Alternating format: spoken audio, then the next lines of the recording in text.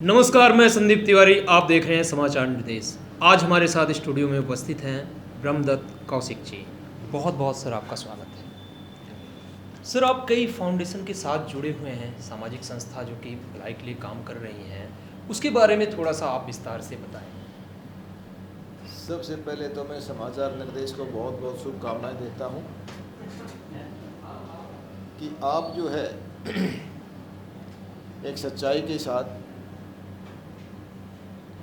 अपने इस प्रोग्राम को कहिए, इस अपने समाचार निर्देश की अपनी टीम को कहिए, इनको बहुत बहुत शुभकामनाएं देता हूं, बधाई देता हूं कि आप सच्ची खबरें दिखाते हैं। जी, बहुत बहुत धन्यवाद। जी, आप पूछिए। आप फाउंडेशन से जुड़े हुए हैं, अभी जिसके लिए काम कर रहे हैं, आपकी सामाजिक संस्था कई सारी हैं जो काम कर रही हैं, आपने बहुत कुछ किया है जैसा आपने बताया, तो थोड़ा सा उसके बारे में हमारे जितने भी दर्शक हैं वो जानना चाहते हैं कि आप किस किस संस्था से जुड़े हुए हैं और कैसा वो कार्य कर रहे हैं। मैं लगभग 25 साल हो गए मेरे को। मैं शहीद चंद्रशेखर आज़ाद स्मृति मंच है, उसका मैं अध्यक्ष हूँ। और कभी हमारे क्रांतिकारियों ने, जिन्होंने शहादतें उन्होंने वो बनाई थी, HR Hindustan Republican Army, Chandrashekhar Azad ji थे उसमें, राम प्रसाद बिस्मिल थे, इस्बाक जी थे। हिंदुस्तान रिपब्लिकन आर्मी का मैं राष्ट्रीय सुरक्षा सलाहकार हूँ। और पुरुषार्थ क्रांतिकारी संघ चल रहा है, उसका मैं राष्ट्रीय सलाहकार हूँ।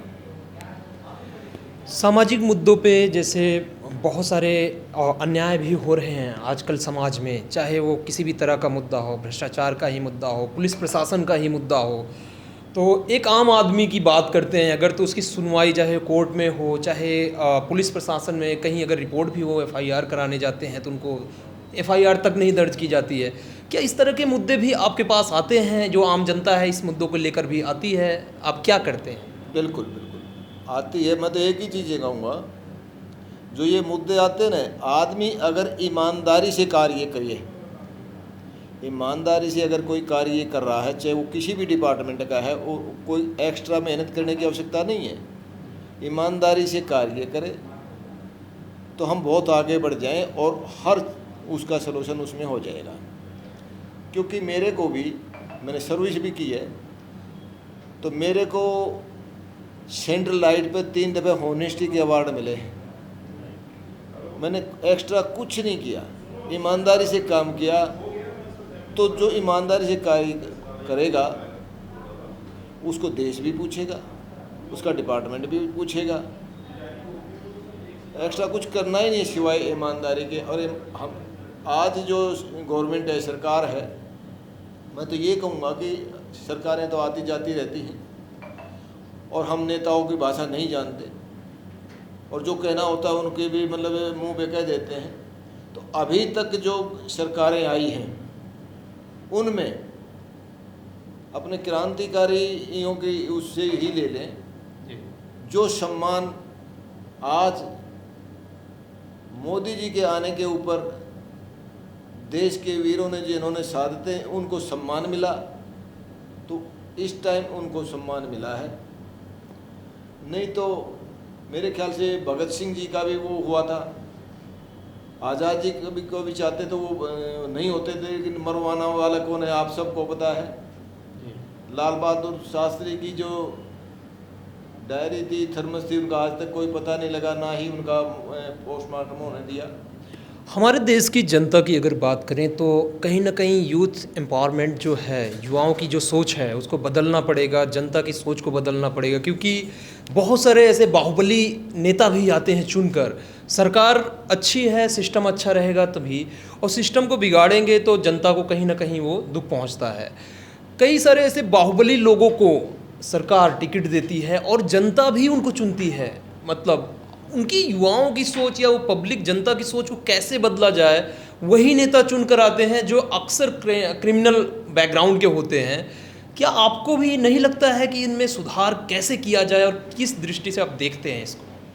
जब तक, मेरी अपनी सोच है, ये मैं कहाँ सही हूँ कहाँ गलत हूँ मेरे को नहीं मालूम, मेरी अपनी सोच है, जिन्हों के परिवारों से शहादतें दी गई जिन परिवारों ने शहादतें दी, उन क्रांतिकारी परिवारों को आगे आना पड़ेगा, क्योंकि वो देश के लिए उन्होंने शहादतें दी और आज भी उनमें वो जज्बा है, वो डीएनए है।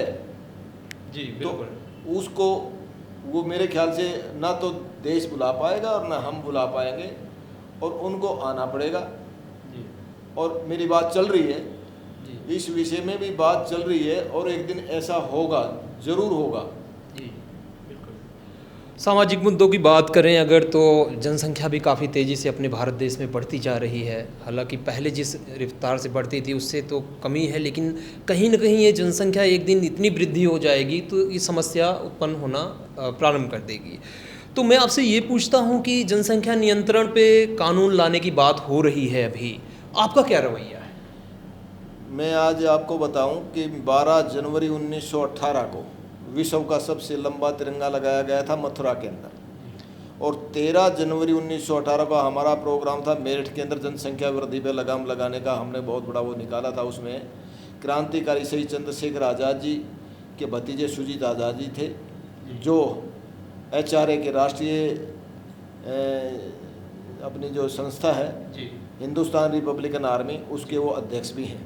अच्छा। हाँ, हम साथ ही थे और काफ़ी बड़ा वो निकाला था जनसंख्या वृद्धि पर लगाम लगाने वाले। ये उसमें कौम का कुछ वो नहीं है, किसी मजहब का हो किसी धर्म का हो, लेकिन हम ढंग से चलेंगे तो स्वाभाविक बात है कि बैलेंस ठीक रहेगा, और उस बैलेंस को बिगाड़ने वाले भी हम हैं। और राजनेताओं की बात यह है कि सबका साथ और अपना विकास करने वाली बातें होती हैं, और इनकी बात ज़्यादा ना करो, क्योंकि ऐसा है ना कि ये राजनीतिक लोगों को, आपको सबको पता है कि कितने इनमें अच्छाई है कितनी बुराई है। और कहीं ना कहीं लेकिन अपना सिस्टम जो है आर्थिक दृष्टि से भी देखें तो राजनेता ही एक तरह से सरकार में होते हैं और सरकार ही इस देश को चलाती है।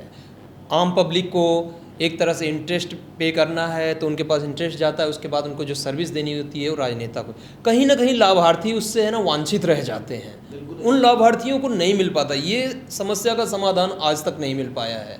सरकारें आई गई, आरोप प्रत्यारोप, विपक्ष पार्टी सत्ता दल पार्टी विपक्ष पे, विपक्ष पार्टी सत्ता दल पे।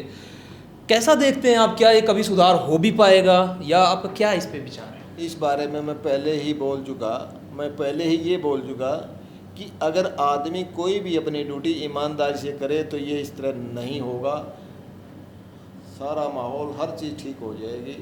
और जब तक हमारे मन में, कहते हैं ना कि नेक नीति मंजिल आसान, नीति और नीयत हमारी ठीक होनी चाहिए, मालिक परमात्मा सब ठीक करेगा। शिक्षा प्रणाली भारत देश की जो है उसमें क्या सुधार देखते हैं? कुछ सुधार की आवश्यकता है क्योंकि रोजगारी की जो दर है वो लगातार वृद्धि हो रही है उसमें। तो आप शिक्षा प्रणाली में क्या देखते हैं कि कुशल व्यक्ति जैसे काम के प्रति होना चाहिए, उसके लिए सरकार का स्किल डेवलपमेंट प्रोग्राम भी आया, लेकिन हाल फिलहाल स्थिति जैसी की तैसी है, क्या सोचना है आपका? हम छोटे थे तो हम पढ़ा करते थे, उस टाइम में किताबों में था, वो किताबों से बिल्कुल गायब हो चुका। हम पढ़ते थे महाराणा प्रताप जी की, शिवाजी की, इस तरह की, महारानी लक्ष्मीबाई की, तात्या टोपे की, ये कहानियाँ आती थी, हम सुनते थे, बताते भी थे। लोगों में हर मजहब के उसमें एक जज्बा होता था। वो चीज़ें बिल्कुल हटा दी, कहीं औरंगजेब का नाम आ गया, कहीं किसी का नाम आ गया, जो हमारा जो सिस्टम में था ही नहीं, वो हम पे ज़बरदस्ती, हमारे बच्चों पे ज़बरदस्ती थोपा गया। तो सबसे पहले तो मैं यही कहूँगा कि जो हमारा जो सनातन धर्म है और इसमें हिंदुस्तान में जिन्होंने अच्छे कार्य किए, उनका नाम ये होना चाहिए। जो बाहर से है उनका तो मेरे ख्याल में कोई जिक्र नहीं होना चाहिए। बाहर का तो एक मेहमान जैसे आ जाता है, चला जाता है, काम तो हमारे वही देंगे, हमारा परिवार देगा। ये पूरा हिंदुस्तान हमारा परिवार है। सर का मुख्य मतलब है कि हर एक आदमी ईमानदार होना बहुत आवश्यक है, तभी हमारे देश का सुधार हो सकता है। युवाओं की सोच बदलनी पड़ेगी।